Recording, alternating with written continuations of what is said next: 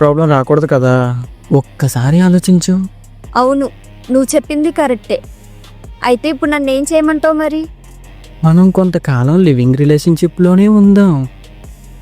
మనకి ఎప్పుడు కరెక్ట్ అయితే అప్పుడే పెళ్లి చేసుకుందాం. లివింగ్ రిలేషన్షిప్పా? హే, మా అమ్మ ఒప్పుకొద్దురావరా? సాకులు చెప్పక దివ్య, మన గురించే కదా ఇంతలా చెప్తుంది. నువ్వంటే నాకు చాలా ఇష్టమే. ఎప్పుడూ మీ అమ్మగారి గురించే కదా నువ్వు ఇబ్బంది పడతావు. ఎందుకు ఆవిడ గురించి ఆలోచిస్తున్నావు నువ్వు? ఇంక నీ ఇష్టం దివ్య. నీకు 1 డే ఛాన్స్ ఇస్తున్నాను. నువ్వేం డిసైడ్ అవ్వాలో అవ్వు. ఓకేనా?